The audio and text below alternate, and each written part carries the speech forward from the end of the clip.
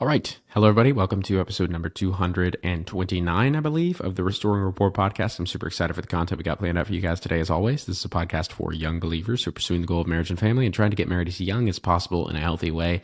I'm your host, Seth Hensley. I come on twice a week, every week on Thursday and Sunday to discuss not only the benefits of getting married young, but I try to equip and encourage you in your pursuit of that goal. And today we're going to be reviewing a video entitled How Free Porn Sites Really Work and Who Runs Them. This is a video that was uploaded by Theo, and he recently interviewed Laila Mickelwait, who is the founder, CEO of Trafficking Hub, and she just does a lot of work legal work, actually, I believe, and just awareness work to help people who are victims of either A, human trafficking, or B, the porn industry and the insane amount of criminal activity that is going on in these organizations. And I'm going to she's doing all kinds of interviews right now across the web. She's been interviewed by Patrick Bet-David, Jordan Peterson, Theo, just lots of really big people, really big podcasts. In fact, if I think and this is how you get movements going nowadays. If you want people to actually listen to what you're doing, you go on the biggest podcast in the world all at once. Like Wes Huff blew up last week. Now Laila Mickelwait is blowing up this week. And so I think it's great what she's doing, and I just want to do my part to obviously try and communicate to you guys what is going on with these big porn industries and how crazy some of the stuff they are pushing is and doing is, and they're getting away with it. Some of it.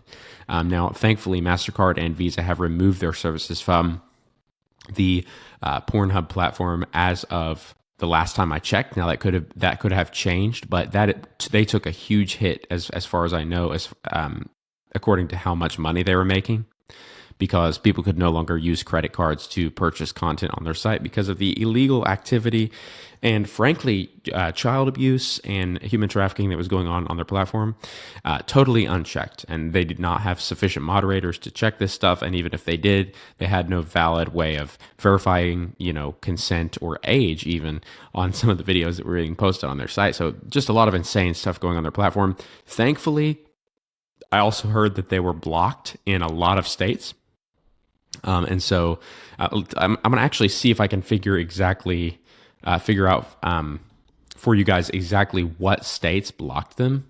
Because I know Texas was on there, or actually they may have blocked themselves. They may have removed their platform from, if you lived in those states, you simply could not access their content, which I think is great. Here's the little clip for those of you guys who are watching online. But this was published, let's see, in 2024 on November 29th. And the red states here that you see, Idaho, Utah, Texas, Arkansas, Mississippi, all those in there, Kentucky, Indiana, Virginia, North Carolina, lots of states in there, and there were more too. They actually removed their platform from those states, which is great. I don't know if that's still in effect today, but we're going to watch an interview basically between Laila Mickelwait and Theo, and she's just going to kind of give you the rundown of the insane criminal things these companies are doing. Go check out Laila Mickelwait. Also, I would throw out a recommendation for Exodus Cry, which you see on your screen right now. They're an ending trafficking and sexual exploitation movement. I've followed them for a long time. This is one of the few organizations that I've donated to personally and done fundraisers for and just talked about a lot. I wear a lot of their merch and stuff, so go check them out for sure. They do a lot of work to help the women and children who are being harmed by these industries. But Laila Mickelwait, go check her out as well. Again, she's the CEO, founder, of the Justice Defense Fund. She's the founder of the Trafficking Hub movement, and she's a best-selling author of Takedown: Inside the Fight to Shut Down Pornhub. And you can get her book through the link in her bio there on Instagram. So check her out as well. But let's go ahead and jump into this interview and see kind of what Theo and Laila talk about. So it's not just Pornhub, right? Pornhub is owned by a parent company that all of this I learned over the last 5 years. So. MindGeek, by the way, for those of you who don't know, was the company that owned Pornhub, and as well as a billion other porn sites. In fact, she's going to go on here to talk about Big Porn and how it's all owned by the same company, who has now changed their name. I just found out by listening to this interview, to avoid some of the legal problems that they were having in an attempt to rebrand and get all of their bad reputation away from their last name, which is just crazy. Like, the fact that companies can do this insane criminal stuff and then just rename themselves and people forget about what they did and they think it's a new company is absurd to me. Like, it's the same people running them. It's the same insane people that belong in prison running these companies, but yet because they call it a different name, we're okay with, what they're doing. I mean, I'm sorry. That is just, anyway, let's get into what she has to say here. Called MindGeek. Okay. Now, MindGeek has a monopoly on the global big porn industry. So we call it big porn because there's big porn, just like there's big tobacco, there's big pharma, there's big porn, and it's dominated by one company. That company was called MindGeek. They rebranded to ILO to try to escape their reputation as peddlers of crime. Sheesh. But so with a $362 million loan from a hedge fund called Colbeck Capital and 125 secret investors who were outed as including JP Morgan Chase and Cornell University, they had basically rolled up the entire global porn industry under one company. So they owned it, MindGeek. Yeah, so they owned, they were managing Playboy, Digital Playground, Wicked Pictures, Browsers, Reality Kings, pay sites, subscription sites, and then the tube sites. So Pornhub and its sister sites. So Pornhub, YouPorn, RedTube, TubeBait, GayTube, XTube, I could go on and on. Yeah. They own the most popular tube sites. So Vegan Tube, is that one? That's no time for jokes. And who owns MindGeek? So MindGeek was owned by a secret majority shareholders. Gosh. So nobody knew. So by the way, for the longest time, which she's going to get to who owns them in a second, but for the longest time, the owner of big porn in the world today was unknown, which just to me kind of says something about the content that they're producing. I mean, if you're the guy at the top of all this insane criminal activity, you don't want to be found, or you don't want to be known. You don't want your face out there. You'd be obviously socially ruined, but there would be a billion laws, and there are. Pornhub is currently being sued. I don't remember exactly how many victims are suing them right now, but it's an insane number of legal cases, and I'm sure that guy doesn't want his face connected to all that stuff. But it's crazy to me that we have a world today where you can do this much harm and be totally unaccountable to anybody except God. That is unreal. And of course, I'm not saying God does a fine job. I'm not critiquing God here. I'm just saying that I want that guy's face everywhere, because and she's going to show you his face in a minute. But just the evil. I'm tired of evil taking place and nobody knowing. There being no accountability. Like there's got to be some accountability here of, this is the person's name. This is what they did. Because when there's none of that, it's like we're lessening the consequences for villains. We really are. And so I'm glad that she gets his face out there. Who the owner of MindGeek was when all of this began. And were they in America? No, we found out. So we found them, through the course of this. There was an investigation called Hunt for the Porn King. So they're not an American company. So you start on the Hunt for the Porn King. Right. So we discovered who was the secret majority shareholder of the company, and his name was Bernd Mayer, and he was in Austria, and he lived part-time in Hong Kong. And Bernd Mayer. Let's bring a picture of him up. Yeah, you can. I just want people to know there who he he is. is. Yeah. Bernd Mayer. Yeah. And let's look at his Wikipedia. I just want to get a little. He grew up as a son of farmers in Ansfelden, attended grammar school in Linz, he studied at University of Linz, wherever that is. He worked at Goldman Sachs in New York. He became the owner of porn site RedTube in 2013. He sold to the site Manwin, now known as Alyo. He was a former majority owner of Pornhub and MindGeek. Sheesh. Okay. Yep. That's him. Make sure we see he was, him. he was That's the guy right there, just so everybody knows. That's what he looks like. majority, and then Feroz Antoon and David DeSillo were the CEO and the COO, and they were the minority shareholders, and they had kind of hidden themselves from the public as well for a really long time. Okay, and until are all these this guys started going all viral. from Austria? Are they all from a specific place? So Canadian. So the company is an international corporation. They are headquartered in Canada. So they have most of their employees in Canada, but they have offices now they have an office in Texas. They had one LA, Cyprus, Romania, MindGeek has London. offices everywhere? Everywhere. Wow. Yeah. So they are a multinational corporation, huge corporation, hundreds of millions of dollars a year, multi-billion-dollar That's corporation with a monopoly on the global big porn industry. And how much money was it bringing in a year? Yeah, they're estimated about $500 million. Okay, and this is an issue that she hasn't gotten into some of the crimes that they have, but I've read up on some of them in the past. And again, the big one is they have no reliable method of verifying age or consent for the videos that are being uploaded by anyone, by the way, onto their site. Like you literally don't have to show ID. You don't have to, you're not checked for any sort of criminal background. There's no sort of screening process for who can upload content onto this site. So anybody, literally anybody, can film some sort of pornographic act and upload it to the World Wide Web. And there's no reliable method of verifying the age or consent of the people featured in said video. That is insane. That is asking for criminal and insanely immoral acts to be not only being conducted, but broadcasted to billions of people through the internet. You know, I've said before, the internet is the biggest child abuser in history, but it's really the people like this who are behind these cameras and these editing platforms, uploading this content, filming this content, and not really caring about the victims of this their content making, not caring about the victims that are being affected by the content that they're watching, but instead just basically chasing money, because of course this sells money, an insane amount of money, and so they're just chasing the dollar, you know. It's so sad, man. But let's get into some of the actual. I want to listen to some of the stuff that she tells you they've done. And if you fact check her, I mean, this woman knows her stuff. She's dedicated her entire life to bringing down this organization because of some of the stuff they've done. Just listen to this.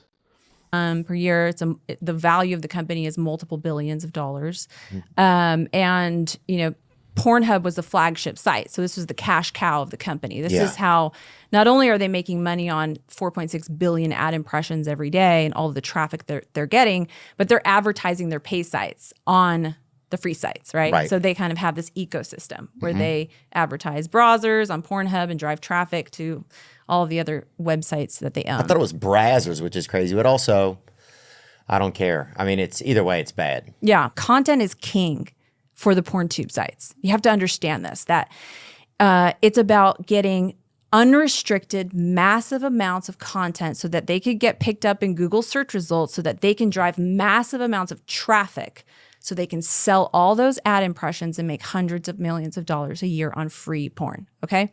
Worst thing they could do is take content down from the site. But they started to delete millions of videos. They deleted 10 million videos and over 30 million images, basically in 24 hours. Unbelievable. And what Financial Times called probably the biggest takedown of content in internet history.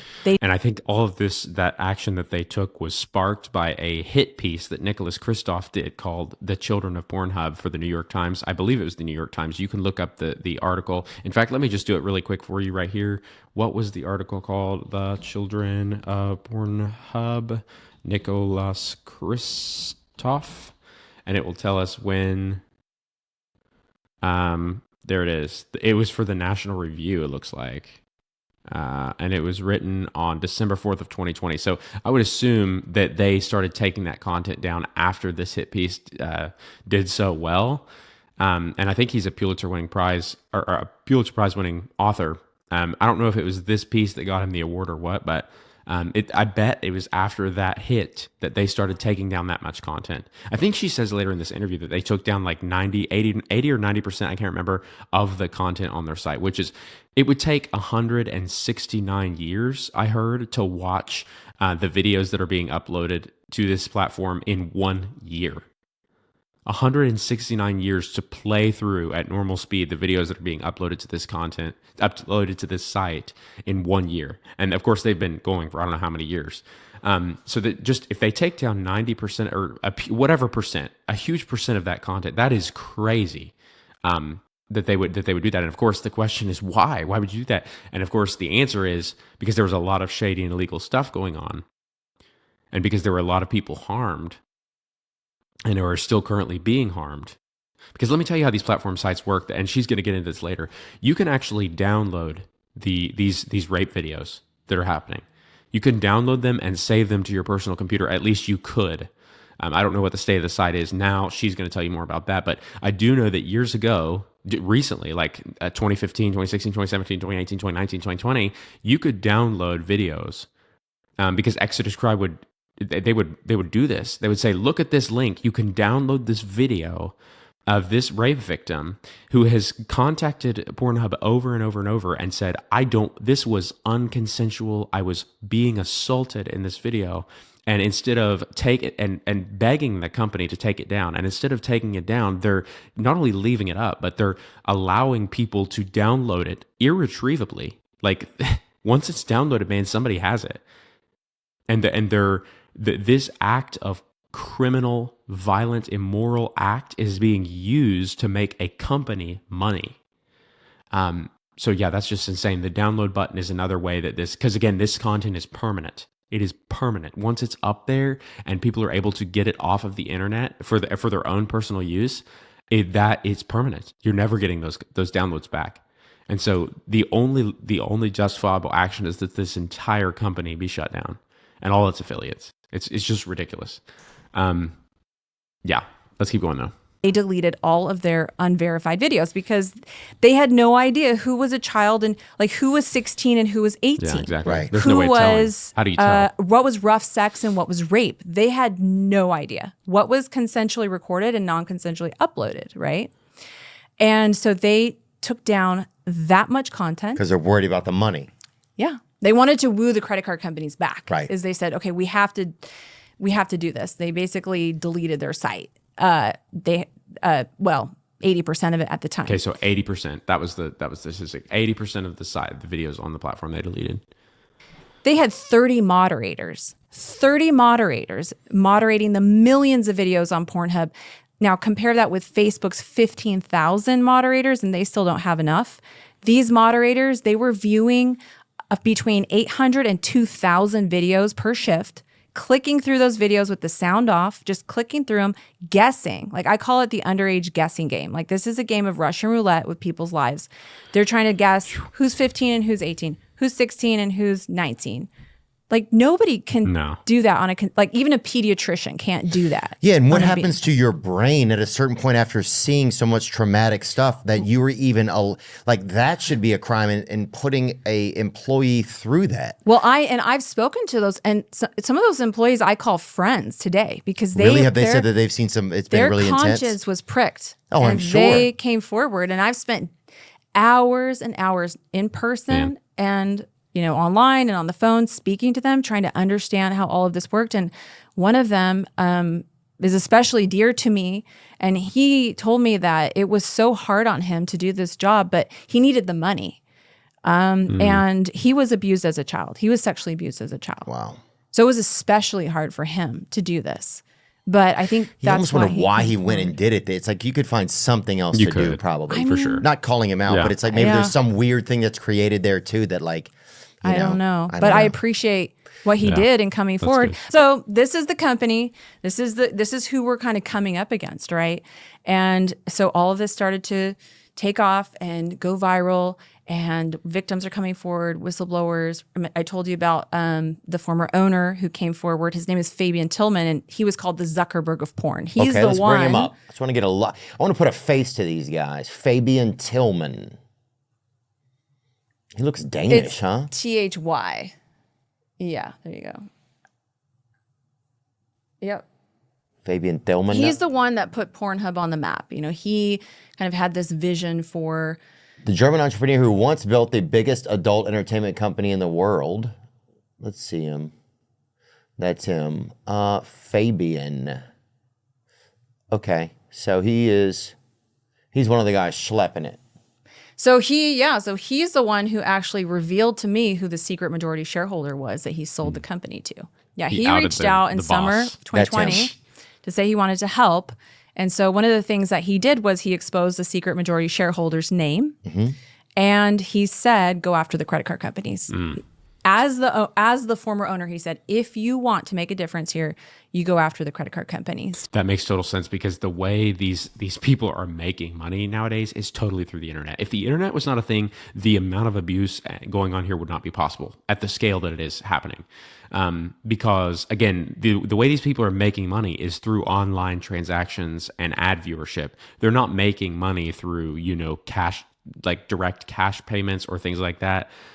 They're making money through credit cards. So if you get the credit cards to withdraw their sponsorship due to the fact that there's proven illegal activity happening on these sites, then you're really going to hurt their the amount of money that they're making, that they're able to make. Now, they're based on what I know now and what a lot of Laila Mickelwait has, I've heard her say, they're no longer using this website as a cash generator. They're instead using it as a advertisement site for their other cash flow generating sites.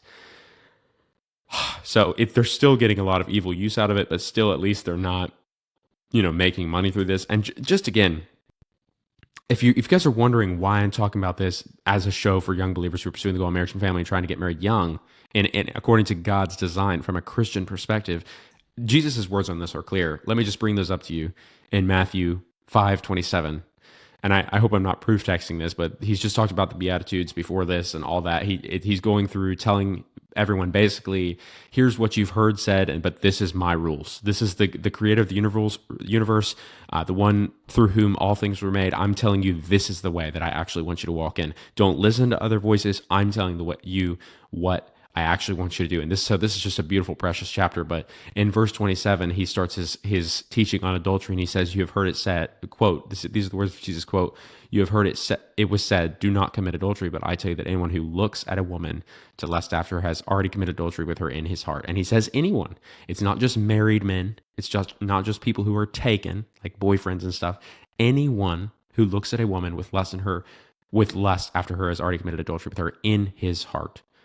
If your right eye causes you to sin, gouge it out and throw it away. It is better for you to lose one part of your body than for your whole body to be thrown into hell.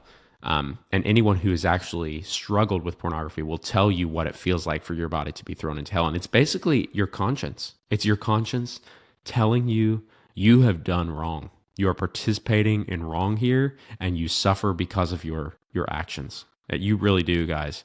The suffering that you go through, nobody gets away with anything, okay?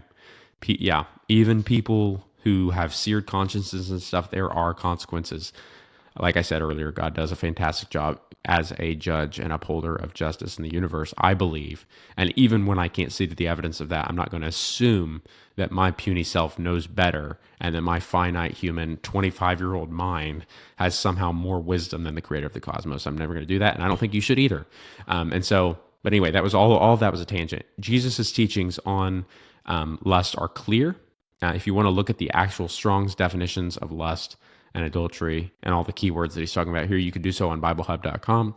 But it is exactly what you think it is. And so Jesus' teachings on this are clear. And aside from that, so aside from even the believer standpoint, it is crazy the amount of people who are not getting married simply because porn has lulled them into the state of permanent comfort in their season of singleness.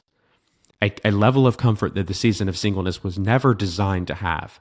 Kind of what got men out of the house a long time ago, what the incentive that made them do hard things and make something of themselves and pursue a family was the incentive of having a wife and children and a healthy sexual relationship, and one that honored God and honored the woman and honored children and honored himself, the man's self. And now you have this cheap counterfeit available at the touch of a few buttons through the internet.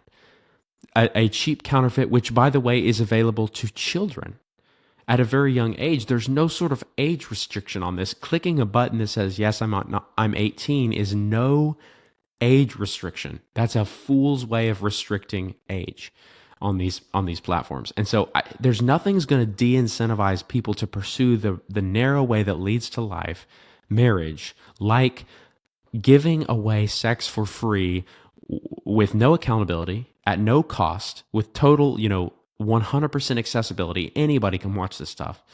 And nothing's going to disincentivize people from pursuing marriage like that. And again, the wages of sin is death. The easy way here, the porn leads to death. It leads to the death of your soul. It leads to, it's just consequence after consequence after consequence. And you're missing the real gold that God has for you when it comes to marriage. Marriage is the best thing that I've ever done in my life. And so anything that sort of dissuades or takes young people away from that, I think is totally antithetical to the way God's designed the universe to work. And that's why I'm talking about this issue. And frankly, because from a moral standpoint, the human trafficking, rape, the commercialization and, monetization of these things should be something that affronts even the most seared conscience, I don't care about religious, political affiliation, everybody should be able to get behind this issue. Every single person in the world of moral conviction should be able to get behind the issue of protecting women and children, trafficking and rape victims from the monetization of their trauma and the memorialization of it through downloadable videos, which can be, it's just, everybody should be able to get behind this issue. And this is why I zone in on not so much. We live in a world where there's such polarization of political and parties and religious differing opinion within Christianity. There's a lot of infighting, sadly, even though Paul discusses at length unity in the body of Christ. There's just a lot of discord. And this is our chance to be unified and come together for something that matters, and we should all be able to get behind. If you can't get behind this movement, I'm sorry. I think that's morally questionable, and I just want to see somebody justify why you wouldn't donate to this organization. Or not donate, sorry. That's the wrong word. You can donate and give to a lot of people, a lot of good work. There are a ton of good organizations out there for you to give to. But what I'm saying is, if you are against this what this organization is doing, I would like to know why, because I totally don't understand that. To cut ties, and so that was. Now, what I didn't realize at the time, I was suspicious, right? Why is he wanting to help? And I kind of later found out that he had intention to try to buy back the company. So he kind of wanted to make a killing again. So I think he wanted to help take it down, buy it, then find a way to do it back, probably with crypto or something on a different chain. I don't know what he was thinking, but he wanted to buy it back, which I found out later on. But the CEO and the COO and the CEO were forced to resign as well. And today they're being sued by nearly 300 victims in 25 lawsuits, including multiple class actions on behalf of tens of thousands of child victims. And so 25, what you say, 300 victims in 25 lawsuits? Unbelievable.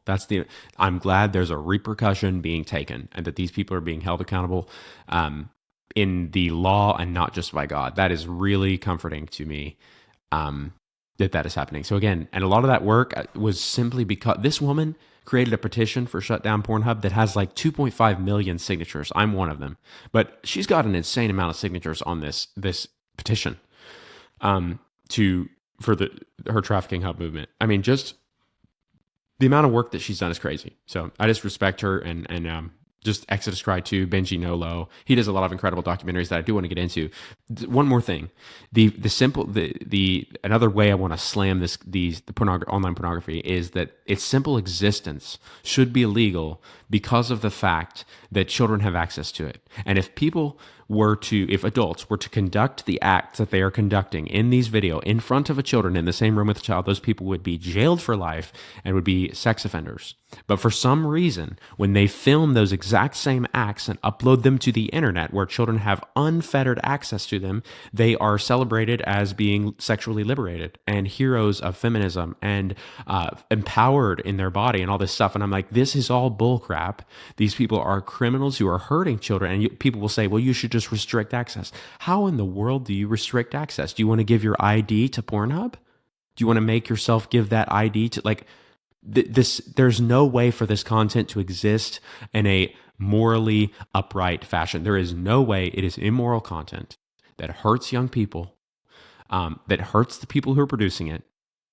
And it does all sorts of things to your brain too, guys. And if you think that children are somehow have the self-control to avoid some of this stuff, like, guys, I'm an elementary teacher and I know how kids work. I've had hundreds, probably thousands of kids at this point in my classroom. Getting to know them, teaching them life skills, teaching them etiquette. I'm a social and emotional teacher, so I teach a lot of, just living skills, life skills, relational skills, interpersonal skills, manners, all that stuff, which is kind of my dream job. But and these kids that I'm working with, they don't have developed self-control and willpower like an adult does. Like they have a hard time saying no to a candy bar.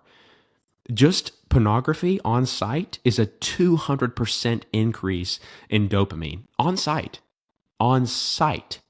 Okay. And so to pretend that a child is going to have the willpower and the awareness of what this is really doing to their brain, the world, other people, to assume that they have the awareness to know that and make a wise, informed decision is just foolish and deceiving yourself. Let's watch this little clip from a documentary on YouTube called Raised on Porn that was produced by Magic Lantern Pictures and Benji Nolo. Please go watch this video if you have children, but also just to give yourself some more information on this topic. But again, if you think that children who have a hard time turning down a candy bar are going to have the wisdom and willpower and self-control to basically make wise choices on the internet when it comes to some of the stuff they're being exposed to thanks to these criminals, you're deceiving yourself. They simply don't have that willpower. So let's watch this video.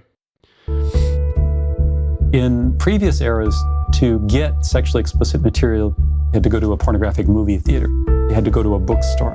Now you can access pornography sitting at home at no cost over the internet. The internet has made porn not only accessible, it's really made it inescapable. Because now, of course, everybody has access to porn on their smartphone, including children. Once the online world came about, it was the game changer. I mean, I went from being a private practice clinician with one assistant to running a clinic with 8 therapists and 150 clients a week. I mean, the internet just swamped us. So many people started having so many problems so quickly in relationship to online porn. And it was really just the very beginning. Because I'm now seeing 25-year-old men who've been looking at hardcore porn since they were 15. And they've never had a date, and they've never had sex with a person.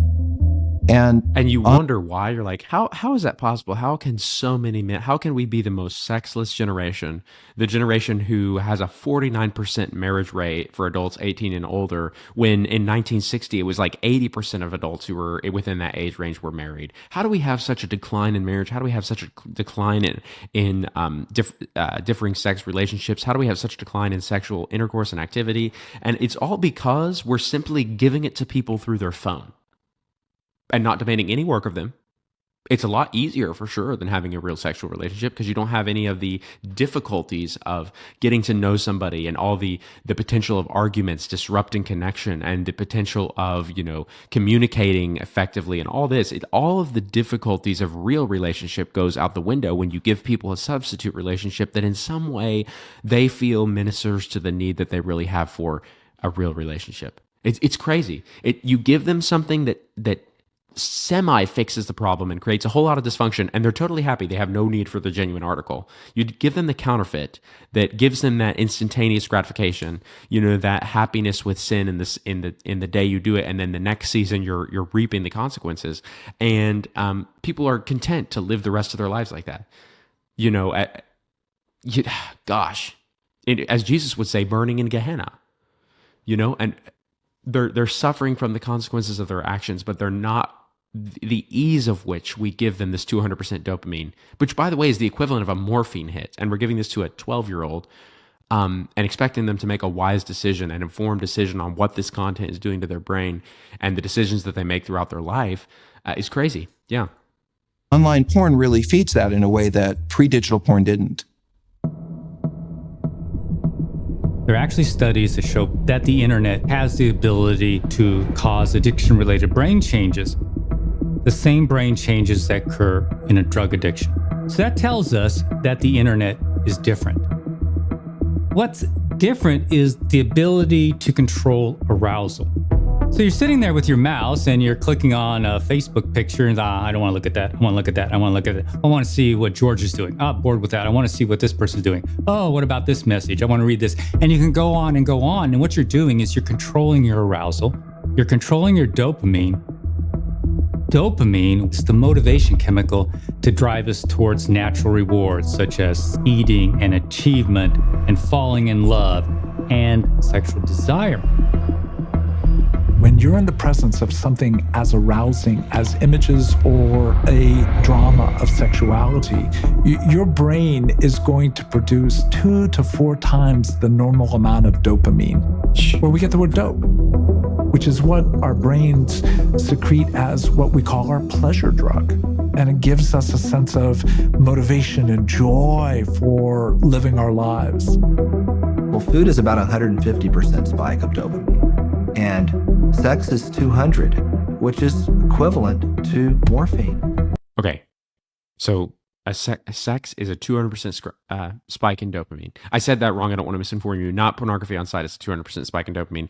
Sex itself is a 200% spike in dopamine, which is crazy to think that, again, we can show somebody that, a child that, like that's one of the billions of reasons that it's wrong, is because they cannot make an informed decision, a wise decision, a decision that leads to life, when they're being given that reward by the pleasure centers of their brain. It's unbelievable. Sexual orgasm is equivalent to a morphine rush. That's a pretty powerful reward. There's also, though, the frontal areas over our forehead, and these are important in judgment and in weighing the pleasure that we want. And so you have these competing areas. You have this dopaminergic drive that says do it, with this frontal break of the brain that says think about it, weigh it. And in a way, they're competing. But again, in the kids, they're not competing. The do it is going to be way stronger than the think about it. And I think that's kind of the point that these guys are making. And so anybody who, again, this is why we have, and this documentary goes on to talk about, the effects that pornography has on the actual real world decisions that these boys are going to make when they grow up. And because, I don't remember the percentage, but a huge amount of porn, you actually have to look for the softcore vanilla porn now. If you just search porn online, you're going to get lots of violent, degrading, insane, dangerous content to teach young men that should be in any way attached to pleasure for a woman or himself. It's crazy because you're programming men to think that violence, degrading, unhealthy, just violent, downright violent action is sexual. And that is the last thing you want to do for raising a generation of respectful, God-fearing, and people-loving men. That is the last thing you want them to do, is connect the act of sexual intimacy with violence. Just pause for a second and imagine the dangers of connecting those two things. And yet that is what is being done in online pornography for children. I think the average age of first exposure for pornography today, I believe, don't quote me on this, is 11 years old.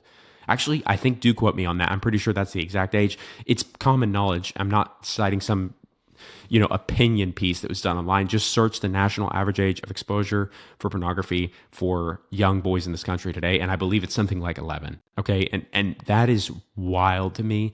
Again, that children are taking these battles and being inundated with content and battles that they're simply, as one of the doctors in that video puts it, not prepared to deal with. And that's so. Again, these organizations need to be shut down for multiple reasons. Number one, because of the criminal acts that they're taking against the people in the actual videos. Okay. Number two, because of the effects that they're having on children and the abusive exposure that they're giving to children at early ages that are going to undoubtedly affect the decisions that they make for the rest of their life. As Jordan Peterson would say, it's not inconsequential that a 12-year-old boy, a 13-year-old boy, 15-year-old boy now has access to more naked women of his exact preference in 15 minutes than the richest king in history had in his entire life. Okay, your average elementary school student now can see more naked women on the internet than Genghis Khan saw in his entire life. That is unbelievable. And considering the amount of danger that poses for the decisions that they're going to make, especially because pornography is being presented as violent. It's like, I'm wanting to give you a percentage here, but I don't want to misrepresent the actual stats that I've seen on this. So go investigate it yourself. But I'm pretty sure a huge percentage, it was way over half, I believe, of pornography today is violent. And I'm defining violent as, hitting, choking, punching, calling ridiculous insults and names. All that is in a huge percentage of the porn videos that you see today. And this is, again, what young people have access to and are connecting with sexual intimacy, which is just, yeah. So they need to be, these organizations, these porn organizations need to be shut down for a huge number of reasons. And on top of all of that, and again, one of the reasons that I'm most passionate about this is porn is one of the biggest reasons that people are not pursuing marriage. Because it takes what I would argue and have argued in 300 episodes before this is the only way to a healthy sexual life for 99% of people. And it gets rid of it, and it instead offers them a counterfeit. And it says, we'll give you a 200% dopamine spike, but it's not going to be in the way that God designed.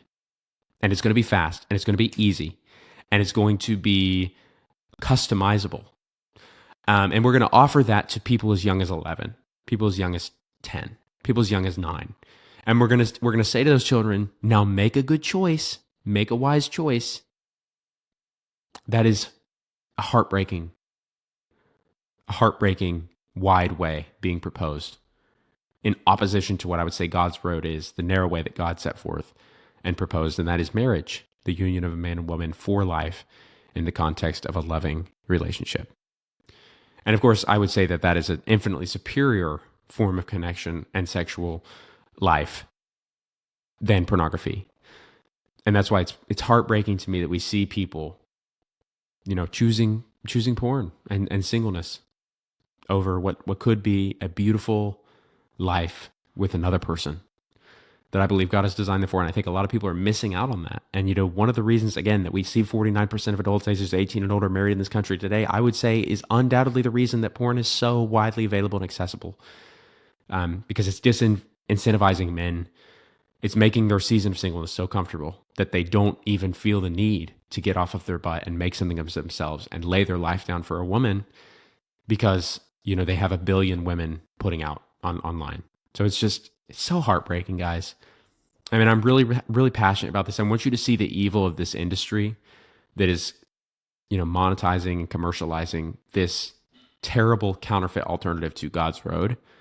And I want you to see what it is. I want you to know the people who are behind this so that there's some accountability there. And that it's not all these secrets are in the dark. I want you to make wise choices when it comes to, whenever you guys grow up and get married and have kids, I want you to be informed about what kind of content you're giving your kids access to when you hand them that phone or that tablet, just making sure it's locked down or making sure it's incapable of accessing that content altogether. I know Chris Kaspar, founder of Techless, actually has he calls it a wise phone now that is an alternative to the smartphone for Christian parents who are concerned about this, where it doesn't actually have access, I believe, to the internet at all. Like there's no browser.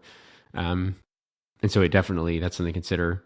I don't know. There's just a lot to consider on. There's a lot that we could go into on this issue. But thanks for listening to guys. If this was sobering for you, if you have any thoughts on this episode, please reach out and let me know what those thoughts were through the YouTube comment section. I would love to hear those. Let me know if you think I'm crazy or if the people in this video, particularly Laila Mickelwait, Exodus Cry, Fight the New Drug, Trafficking Hub, organizations and people like that actually have a good point that this content is doing a huge amount of damage to young men in particular, and affecting the decisions that they're going to make for the rest of their life in a negative way. If you agree with that, let me know what you think and give me your personal opinion on the issues we discussed in this episode. I would love to hear that. It would make me feel super connected to you as an audience member. It would make the podcasting system two-way. You can also follow the show on Instagram and Facebook if you're interested in the content we post there as well. So thank you guys so much for listening today, and I will talk to you all next time.